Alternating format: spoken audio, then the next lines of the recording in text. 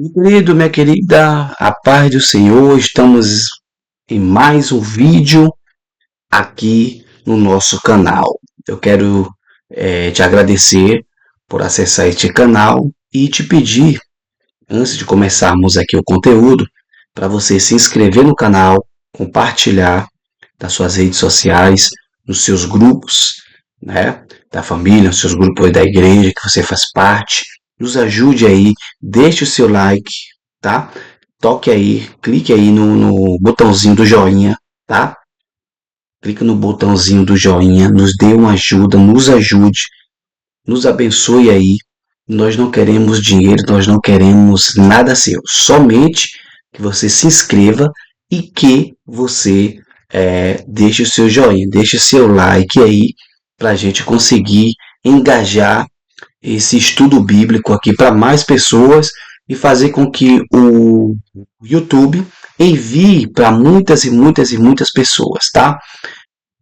Sendo assim, te pedir aí, muito obrigado por você ter se inscrito, muito obrigado por você ter curtido, compartilhado.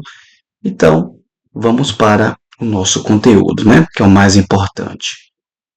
Bom, meu irmão, minha irmã, o nosso texto áureo são dois texto áureo, tá? Eu vou deixar aqui dois texto áureo porque a temática de hoje é arrebatamento e esperança. Esperança e promessa. Arrebatamento, esperança e promessa. Então, por isso, eu deixei dois textos áureo, né? Para quê? Para que a gente possa tomar conteúdo, tomar mais base e adquirir mais base, né, para o nosso estudo. Qual é o nosso primeiro texto áureo? Ele está embasado em Tito, no livro de Tito, capítulo 2 e versículo 3, que diz: aguardando a bem-aventurada esperança e o aparecimento da glória do grande Deus e nosso Senhor Jesus Cristo. O segundo texto que vamos utilizar como texto áureo o texto áureo é o texto de ouro, né? É o texto que está mais em foco, que dá mais enfoque à temática que nós queremos apresentar.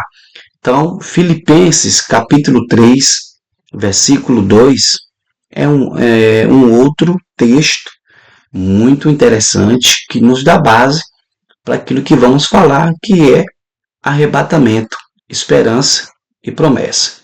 O que é que diz então lá em Filipenses? O que é que Paulo, escrevendo à igreja que foi constituída na cidade de Filipos, ou aos filipenses, né, os moradores da cidade de Filipe, ou filipenses, né? Mas a nossa cidade está nos céus, donde também esperamos o Salvador, o Senhor Jesus Cristo. A verdade prática está aqui escrita assim: o crente deve viver a vida cristã com a mente voltada para o céu, como sua legítima esperança. A minha esperança, a sua esperança, a nossa esperança como igreja precisa ser o céu. Precisamos ter a mente voltada e totalmente direcionada às questões celestiais, tá bom? Essa é a verdade prática e vamos utilizar alguns textos bíblicos aqui. Primeiro, utilizando lá o livro ainda de Filipenses, Paulo que escreve essa carta aos Filipenses, no capítulo 3, versículo 13, versículo 14, versículo 20 e 21. Diz-nos assim: irmãos, quanto a mim, não julgo que eu haja alcançado, mas uma coisa faço, que é que, esquecendo-me das coisas que atrás ficam e avançando para as coisas que estão diante de mim, prossigo para o alvo, pelo prêmio da soberana vocação de Deus em Cristo Jesus. Mas a nossa cidade está nos céus, donde também esperamos o Salvador, o Senhor Jesus Cristo, que transformará o nosso corpo abatido para ser conforme o seu corpo glorioso, segundo o seu eficaz poder de sujeitar também a si todas as coisas. O outro texto está em Apocalipse, capítulo 21, versículos 1 até o versículo 4, e que diz: Eu vi um novo céu e uma nova terra, porque já o primeiro céu e a primeira terra passaram, e o mar já não existe. E eu, João, vi a cidade, a santa cidade, a nova Jerusalém, que de Deus descia do céu, adereçada como esposa, ataviada para o seu marido. E ouvi uma grande voz do céu que dizia: Eis aqui o tabernáculo de Deus com os homens, pois com eles habitará, e eles serão o seu povo, e o mesmo Deus estará com eles e será o seu Deus. E Deus limpará de seus olhos toda lágrima, e não haverá mais morte. Olha só, o que não mais haverá no céu. Não haverá mais choro, não haverá mais morte, nem pranto, nem clamor, nem dor, porque já as primeiras coisas são passadas. Você pode dar um glória a Deus por isso? Glórias a Deus. Vamos à introdução? A introdução é basicamente aquilo que nós vamos apresentar aqui nessa aula, né? Nessa videoaula, podemos dizer assim. Ponto 1. Para onde aponta a esperança do cristão? É uma pergunta. Promessas de natureza espiritual futuras. O céu, o alvo do cristão. O céu, o fim da jornada cristã. A importância de manter-se firme e, por último, aí, a conclusão. Ok? Vamos para frente. Primeiro ponto, para onde aponta a esperança do cristão? Um panorama sobre a esperança do cristão.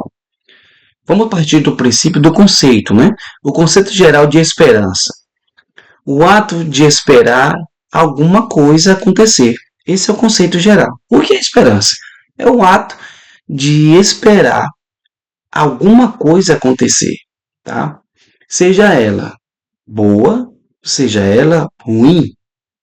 Trata-se de uma perspectiva que alguma coisa muito desejada vai acontecer, mas sem a certeza disso. Ou seja, você pode até ter aquela sensação, aquela expectativa de que algo vai acontecer, seja ele bom ou ruim, mas não é a garantia de que vai acontecer. Então, a esperança, ela parte do princípio de uma expectativa. O que é esperança? Expectativa, tá? Essa expectativa, ela pode se confirmar? Sim. Pode não se confirmar? Sim, também, tá? Até porque é uma expectativa, não tem nada certeiro. Você espera a vinda de Jesus, por exemplo, dentro desse contexto da vinda de Jesus, você espera a vinda de Jesus? Sim, mas você espera a vinda de Jesus, tá? Você acredita que você vai ser arrebatado? Sim, eu acredito, mas essa crença sua de ser arrebatado, ela é 100% confirmada? Ela pode ser confirmada 100%? Não, porque nesse percurso eu posso morrer. E se eu morrer, e se você morrer, na expectativa de que Cristo virá, não é de uma certa forma, de uma outra maneira, de uma outra perspectiva, com outro olhar, com outra visão, uma vinda? Pode ser. Pode ser uma vinda. Até porque, como eu disse nos estudos lá atrás, a gente precisa entender que a morte para o cristão ela é apenas um veículo, uma condução que leva você de um ponto físico para um ponto espiritual, da materialidade para a espiritualidade, de um ponto material para um ponto espiritual, de um ponto finito para um ponto infinito. Entende? Então, essa é a esperança, essa é a expectativa. Conceito bíblico de esperança. O que a Bíblia fala, então, sobre essa perspectiva de esperança?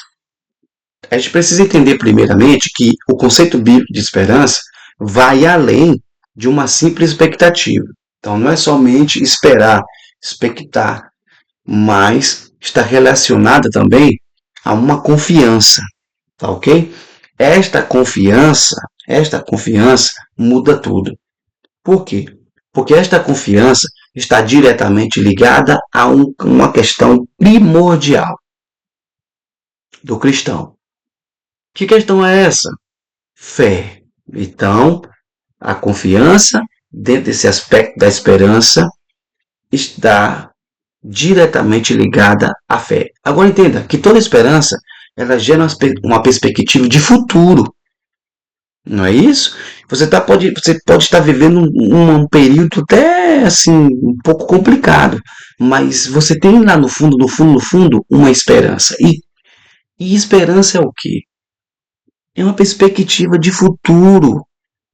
E essa esperança, com relação ao conceito bíblico, está ligada, relacionada com a certeza.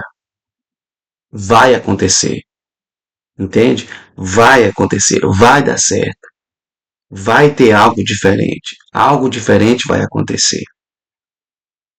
Está diretamente ligada à fé, é a confiança no cumprimento de uma grande expectativa.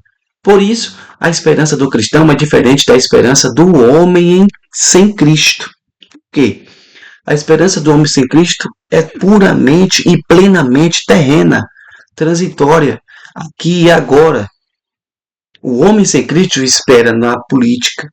O homem sem Cristo pode esperar no seu patrão, na sua empresa, na melhoria das coisas humanas, na melhoria de uma lei que pode ser implantada para mudar o cenário, talvez, estatutário, uma esperança humana de quem sabe entrar um governante que mude a regra do jogo, mude a regra de um sistema que já está pré-definido e de repente alguém vem com uma visão nova, evoluída, né? A gente fala muito sobre essa questão de evolução aqui nos nossos dias, no século XXI, né? De futurismo, né? Do não normal, né? Do novo normal, melhor dizendo. Então, assim, a humanidade ela prospecta muita coisa dentro desse parâmetro futurístico, né? Uma outra questão é que o homem sem Deus, o homem sem Cristo, ele cria sua esperança em várias e várias e várias nuances. Mas o cristão é diferente, tem, tem uma esperança diferente do homem sem Cristo, do homem sem Deus. Amém? Vamos para o próximo aqui. A esperança do cristão. Pronto. Vamos falar especificamente agora sobre a esperança do cristão. Como o cristão deve esperar? Qual a perspectiva que esse cristão deve ter, possuir dentro do seu coração? Primeiro, a esperança do cristão, ela precisa apontar para o quê? Para a glória futura em Cristo. Tem um texto, 2 Coríntios 3,18, você pode ver isso lá. A glória futura em Cristo está o cumprimento de toda a glória futura. Um outro ponto, aponta para a redenção final, a culminação de tudo, o final de tudo em Cristo. Romanos 8, 23 ao 26, o próprio livro de Filipenses, a própria carta de Paulo aos Filipenses 3, 20 e 21. Outro ponto, aponta para a volta de Cristo, o retorno de Cristo, o próprio livro de Tito, do capítulo 2, 2 e versículo 13. Primeira epístola de João, capítulo 3, versículo 2. Também aponta para uma herança incorruptível, uma herança que não se corrompe, uma herança que é eterna, uma herança que é divina, uma herança que vem de Cristo, que é o nosso Senhor e Salvador e Supremo Senhor do Universo e das nossas almas. Está lá, 1 Pedro, capítulo 1, versículo 3 ao 4. Você pode conferir isso. E eu sempre oriento, pegue a Bíblia, pegue as referências, leia, acompanhe, vá tirando aqui as suas dúvidas, pergunte nos comentários, vamos interagir, porque esse é o intuito, o objetivo deste vídeo, ou desta videoaula, tá bom? O próximo ponto é a origem e fundamento da esperança. Então, assim, De onde se origina e qual é o fundamento? A gente precisa entender muito bem isso. De onde se origina e qual é o fundamento dessa esperança? 1 Pedro, capítulo 1, primeira epístola de Pedro, capítulo 1, versículo 3. Ele nos regenerou para uma esperança viva. Quem nos regenerou? Jesus Cristo. Por meio de quê? De sua ressurreição dentre os mortos. Oh, glória, maravilha, glória a Deus. Bendito seja o nome do Senhor. Lembre e olhe para a expressão ele. Ele com E maiúsculo. Não é porque está começando uma frase ou começando um texto, é porque ele aqui aponta para Cristo. Aponta para a segunda pessoa da Trindade. Aponta para o Filho.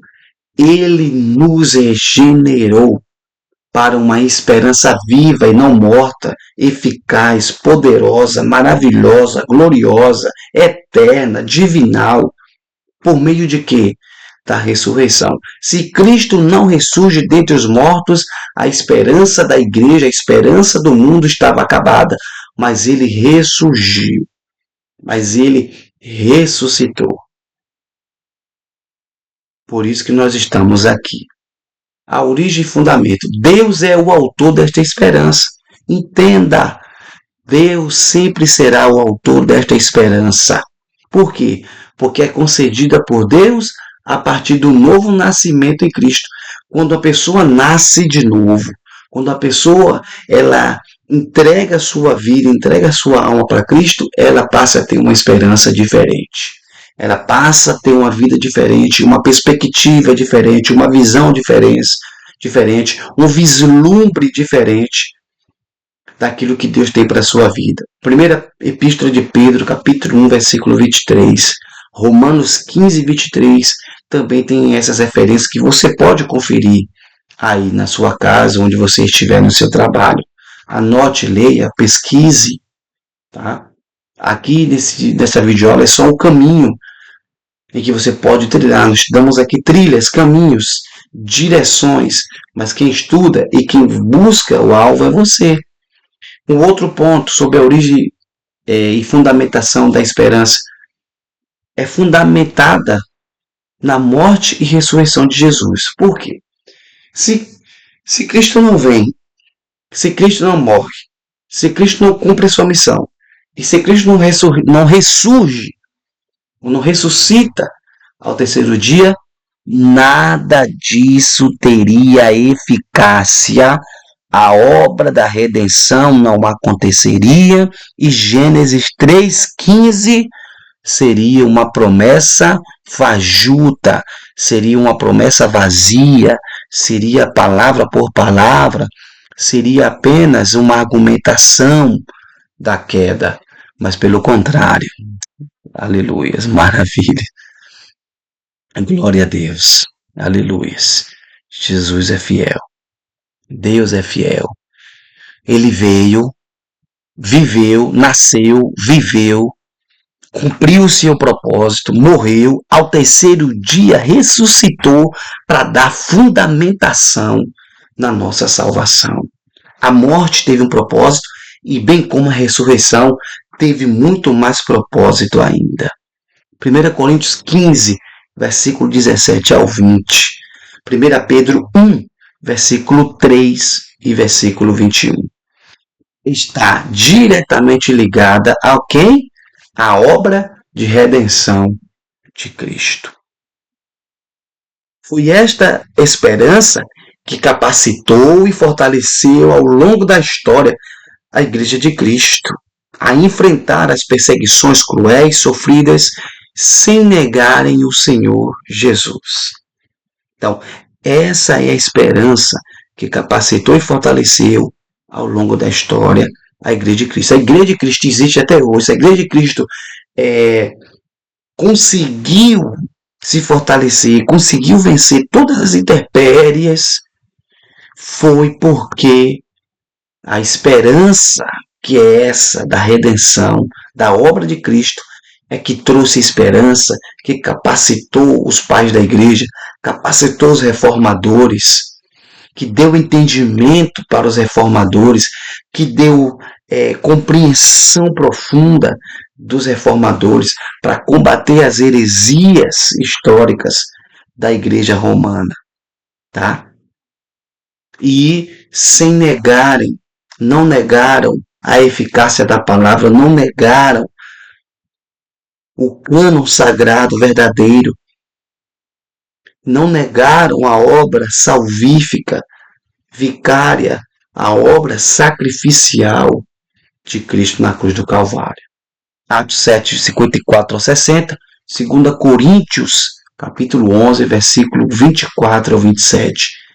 Confira, abra sua Bíblia, leia, pegue essas referências, acompanhe. Tá? Seja apenas um ouvinte aqui desta aula, mas seja um praticante, seja um aluno de fato. Ou melhor, desculpa, seja um estudante. O aluno é quem está matriculado.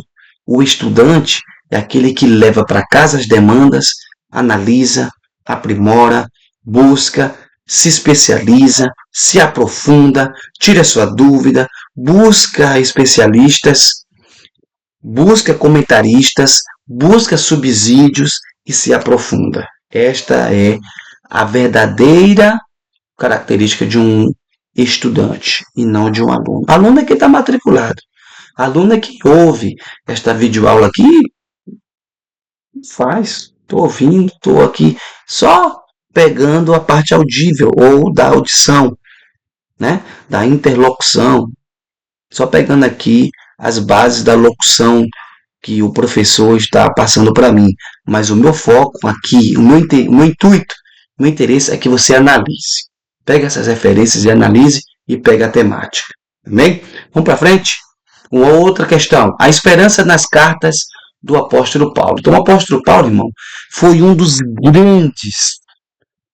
grandes pregadores do evangelho. Ele foi responsável pela a pregação do evangelho para os gentios. Quem são os gentios? Os não-judeus. Então, se o evangelho chegou a nós, pode ter certeza que tem lá a mão e os pés calejados de Paulo que chegaram até nós. A certeza que a morte não é o fim e que há uma vida eterna preparada para os que creem. Essa é a esperança das cartas do apóstolo Paulo. Então, quando o apóstolo Paulo escreve para Tito, ele está dizendo: olha, Tito, eu tenho certeza da morte, de que a morte, Tito, não é o fim, e que há uma vida eterna, Tito, preparada para os que creem. 1 Tessalonicenses 4, versículo 3 ao 17, ele escreve para essa igreja e trazendo à tona a certeza da ressurreição daqueles que morreram em Cristo e que nos encontraremos com os mesmos nos céus, ou no céu. Uma outra perspectiva da esperança que Paulo escreve em suas cartas, né, podemos ver a certeza do cumprimento das promessas divinas. Quando em Atos 26, versículos 6 e 7, tem lá um relato paulino. Uma outra questão é a certeza da realização plena da justiça de Deus. Romanos 5, versículo 2, Gálatas 5, versículo 5. 2 Timóteo 4, 8.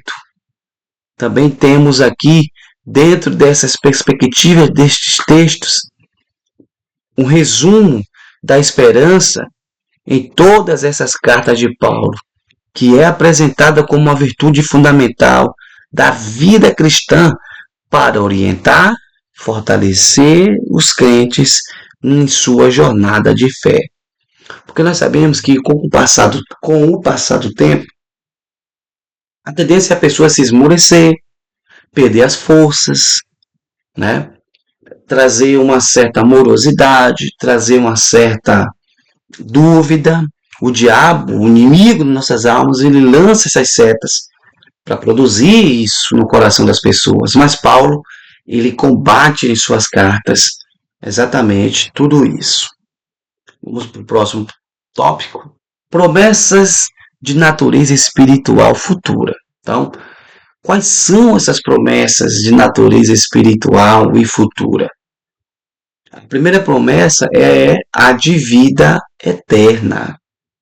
Vejamos a imagem aí, a figura ilustrativa, né? Não é Jesus, mas é uma figura ilustrativa, dizendo, utilizando um texto aí: vinde, benditos de meu Pai, possuir por herança. Então, essa bem, esse chamado, esse convite, né, de Deus, de Cristo, quando ele entrega ao Pai, né, a igreja, e outorga ao Pai a sua obra vicária, e entrega para o Pai a sua igreja. E uma das maneiras de entregar é exatamente dizendo assim, né? Exatamente assim, dizendo: vinde, benditos do meu Pai, possuí por herança, né? Então, em João 5, 24, trata-se da primeira e grande promessa futura para a igreja, entendendo por igreja todo aquele que ouviu o Evangelho, creu e recebeu a Cristo e a ele permanece fiel. Um outro trecho, João 3,16, que é muito importante, é um texto bastante conhecido, que diz que Deus amou o mundo de tal maneira, né? É uma promessa que traz esperança, motivação para a igreja, enquanto ela caminha neste mundo marcado pela transitoriedade. E essa transitoriedade exatamente evidencia que tudo aquilo que há no mundo é passageiro, tudo passa, e o final de tudo é a destruição, é a morte, seja ela física, seja ela espiritual. Então, a promessa de vida eterna, ela está expressa na Bíblia Sagrada, ela é clara, ela é objetiva, ela traz luz, traz entendimento e traz clareza e traz, acima de tudo, a projeção futurística, aquilo que vai acontecer no futuro. Amém? Vamos para um outro ponto que também é importante, é que, com relação a essa promessa de vida eterna, precisamos saber e entender que a vida eterna é garantida em Cristo. E quando eu entendo isso, quando eu percebo isso, aí muda toda a perspectiva do crente, oferecendo-lhe e dando-lhe coragem para viver de maneira santa e dedicada ao serviço de Deus. Então, quando eu preciso, melhor, quando eu entendo, quando eu creio, quando eu compreendo, quando eu passo a acreditar e a crer e me sintonizar mais com Deus, é necessário que eu saiba que a vida eterna ela já está garantida em Cristo. E quando isso acontece, irmão, olha só, essa é a chave de tudo. Entenda, assim, é a chave para a sua vida. É saber que a vida eterna está e é garantida em Cristo. E isso é suficiente para mudar a minha perspectiva. E tem que mudar essa perspectiva sua. Tem que lhe oferecer coragem, tem que lhe dar coragem para viver de maneira santa e dedicada, entendendo que a vida de santidade, a vida de dedicação e serviço a Deus, ela não é vã. Ela tem o seu propósito, ela cumpre o seu propósito. Então, assim, a promessa da vida eterna não é apenas uma esperança futura. Ah, Jesus vai voltar, Jesus vai vir. Sim, ele vai vir. Mas é uma realidade presente que molda a vida e a fé da igreja hoje. Se você é a igreja do Senhor, se você é um salvo em Cristo Jesus, essa realidade presente passa a ser moldada ou mudada a partir dessa perspectiva de que Cristo garantiu a nossa vida eterna. Tem que mudar, tem que dar, sabe, um estralo, tem que dar uma nova direção para a sua vida. Não pode ficar apenas, Jesus, Senhor. Não. tem que ter propósito, tem que ter substância, tem que ter, digamos, tem que ter conteúdo nisso. E tem conteúdo, é porque você tá talvez aí, sabe, no mundo da lua, ou tá aí tateando no impossível. E não é assim, e não é desse jeito, isso não é evangelho.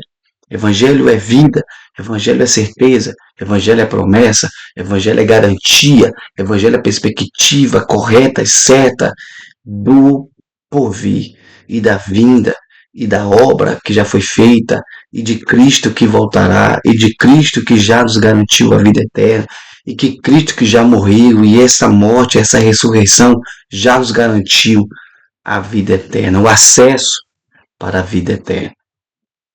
Outro ponto é que essas promessas apontam também para a glorificação do corpo.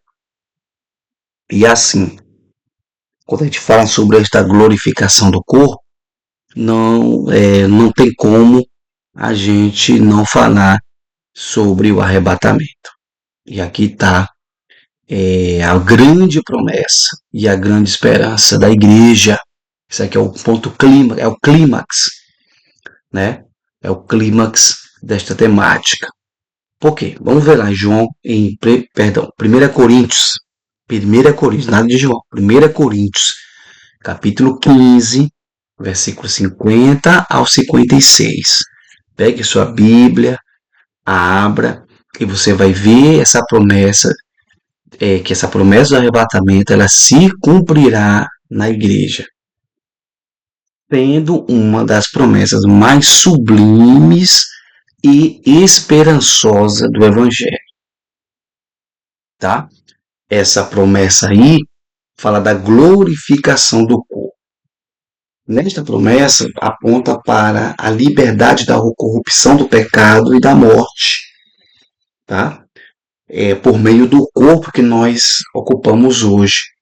E este corpo físico, material, será regenerado pelo Espírito Santo, e esse corpo que é sujeito ao pecado, à morte, à corrupção, será revestido da incorruptibilidade, tá?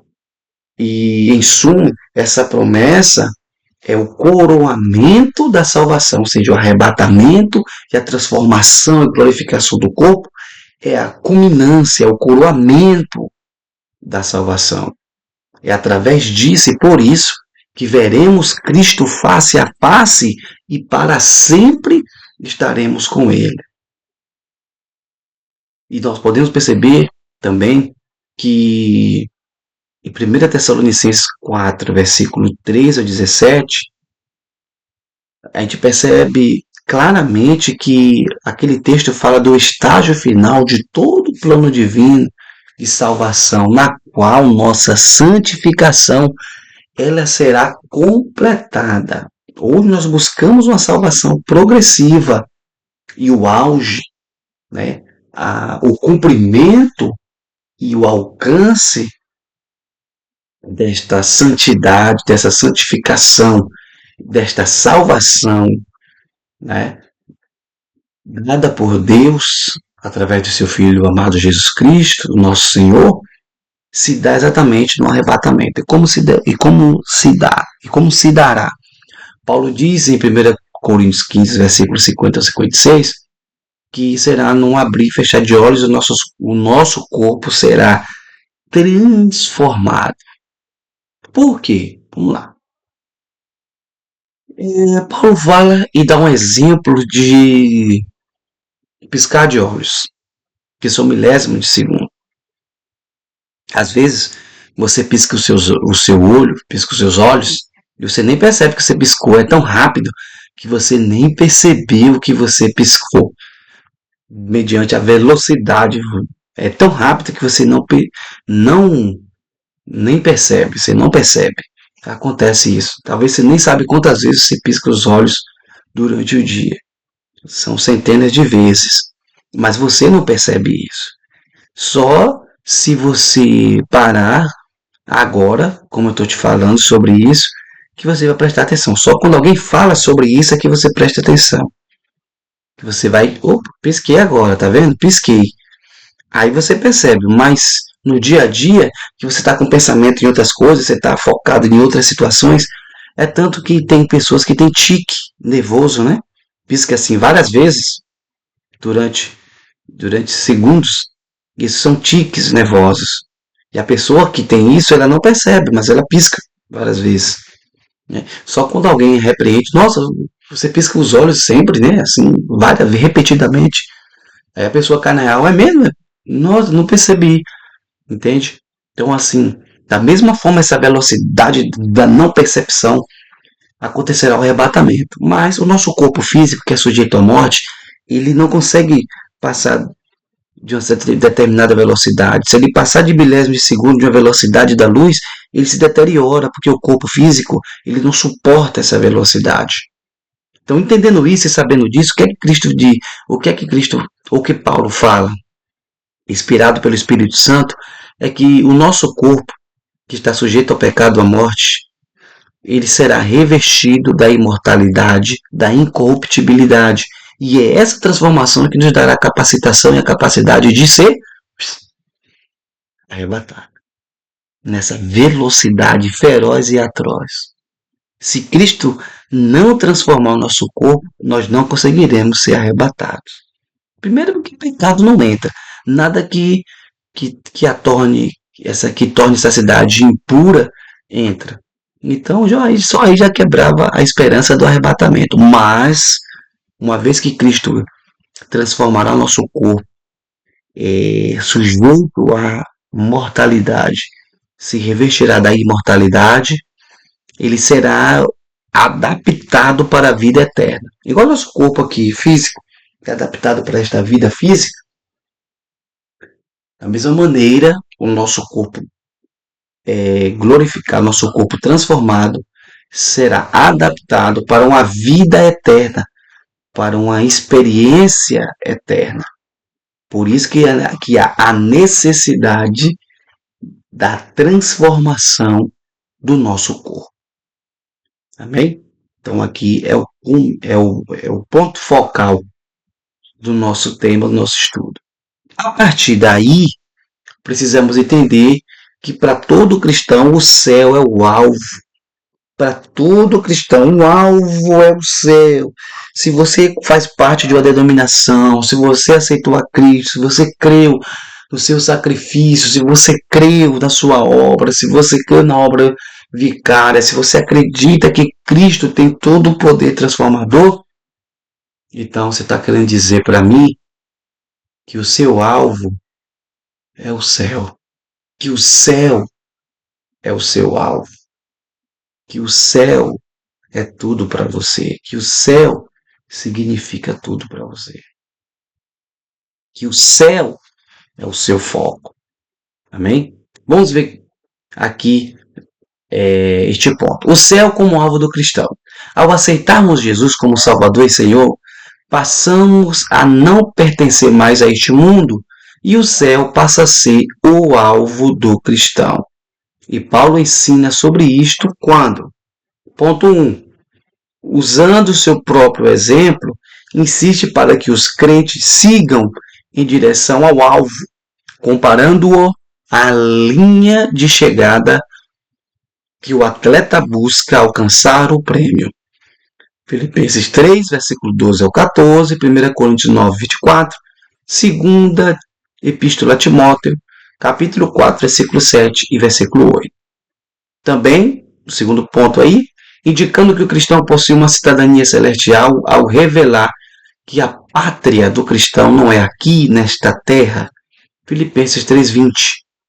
Também, terceiro ponto, revelando que a jornada do cristão visa futuramente algo perfeito e absoluto, culminando na transformação do corpo abatido para um corpo à semelhança do corpo glorioso de Cristo.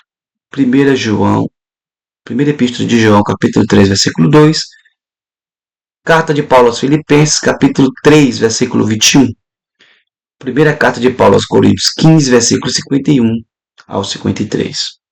Então, o alvo do cristão não é apenas um destino distante, mas uma jornada de transformação contínua, impulsionado pela esperança da eternidade no céu. Maravilha. O que Paulo então ensina sobre essa questão aqui do céu como alvo do cristão? Qual é a compreensão de Paulo? A compreensão dele sobre o céu é que o céu é um lugar celestial que é delineado como o lar eterno dos redimidos em Cristo Jesus. 1 Tessalonicenses 4, versículo 13 ao 17. Um outro ponto sobre o ensino de Paulo sobre os céus é que o céu não é, para ele, o céu não é meramente uma promessa futura, mas uma realidade presente que molda a identidade e a jornada espiritual do crente. E ele escreve isso para a igreja em Filipenses, ou em Filipos, né? Aos Filipenses, capítulo 1, versículo 21 até o versículo de número 24. Glória a Deus. O outro ponto aqui fala sobre o céu como o fim total da jornada cristã. Então, o céu é a culminância, é o fim total. Então, depois do arrebatamento, tem essa finalidade. O arrebatamento é exatamente para isso. Né? Se não fosse para o céu, o arrebatamento não existiria, não aconteceria. Deus apenas deixava todo mundo no milênio aí, depois da grande tribulação, depois das guerras finais, que Deus aniquilará os seus inimigos, Deus implantaria o milênio e pronto. Deixava, pronto, acabou. Ninguém glorificar a culpa de ninguém, entende? Quem morreu subiu, quem não morreu vai para o inferno. E aí quem passou pela grande tribulação, acabou. É isso mesmo e acabou. Tchau e benção. Mas não. O céu é o fim da esperança da jornada cristã. É nela que o crente coloca toda a sua esperança e deve estar a esperança. É a compreensão do cristão precisa estar nisso, no destino final dele. O destino do cristão fiel é o céu.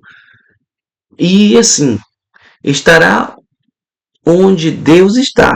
Então precisa entender o seguinte: se o final da jornada cristã e o destino do cristão, e o destino do cristão fiel é o céu, então eu tenho que estar e vou estar, o crente estará onde Deus está.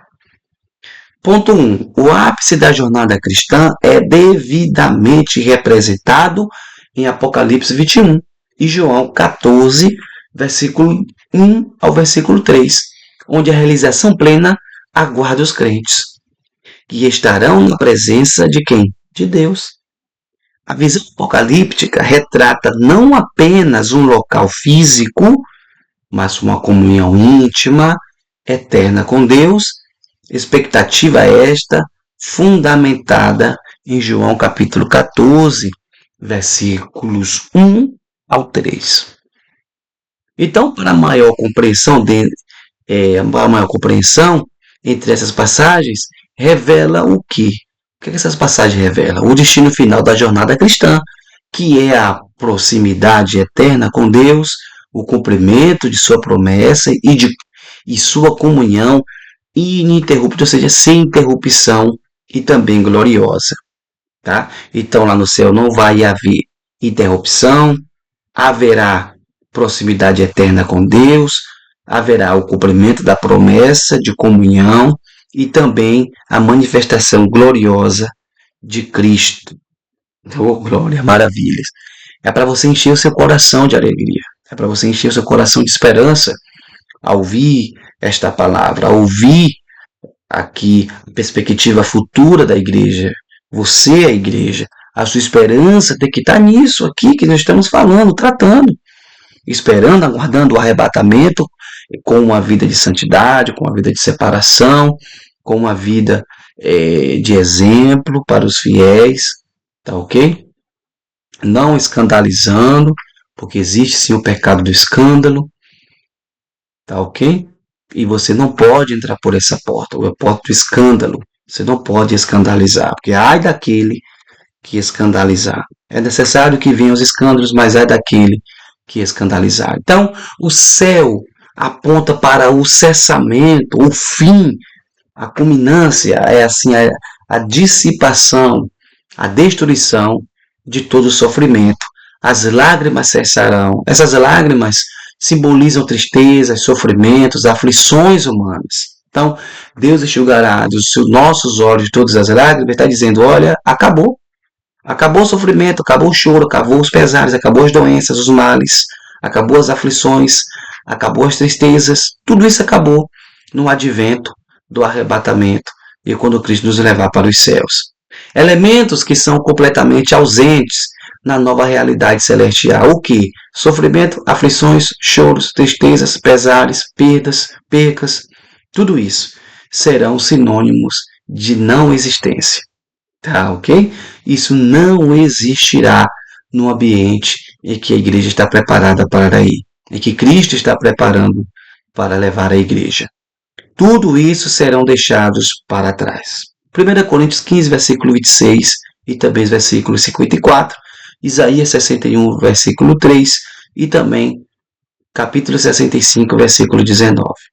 Um outro ponto é, essa promessa da cessação das lágrimas não apenas aponta para um estado emocional renovado, mas também para a transformação do mundo físico. Romanos 8, versículo 21.